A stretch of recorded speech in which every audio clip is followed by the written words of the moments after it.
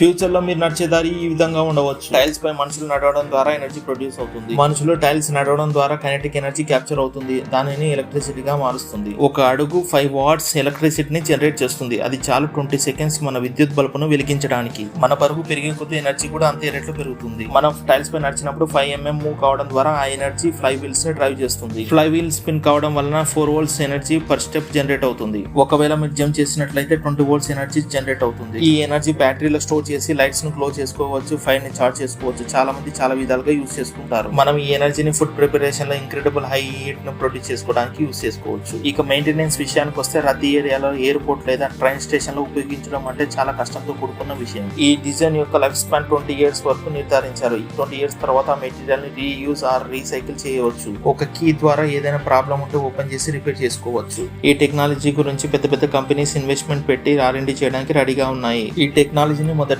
Brazil లో launch చేశారు. Future లో ప్రతి సిటీకి, విలేజ్ కి అండ్ కమ్యూనిటీకి తీసుకురావాలని చూస్తున్నారు. ట్రాపికల్ కంట్రీలో చీకటి త్వరగా వస్తుంది. అక్కడ ఈ ఎనర్జీ చాలా అవసరం అవుతుంది. ప్రపంచంలో ప్రతి కమ్యూనిటీకి దీని అవసరం ఉంటుంది. ముఖ్యంగా నైజీరియా లాంటి దేశానికి దీని అవసరం చాలా ఉంది. నిజానికి ఇది రెన్యూవబుల్ టెక్నాలజీ. స్క్రాచ్ నుంచి ఎలక్ట్రిసిటీ ప్రొడ్యూస్ చేయడం అంటే చాలా పెద్ద సాహసమే అని చెప్పాలి. అందరూ దీని గురించి ఆలోచించి గ్లోబల్ గా పెద్ద ఎత్తున ఎనర్జీ రిసోర్సెస్ ను ఫ్యూచర్ కోసం స్టోర్ చేసుకోవాలి. ప్రతి ఒక్క అడుగు ఎనర్జీ ప్రొడ్యూస్ చేస్తుందని ప్రతి ఒక్కరు నమ్మాలి.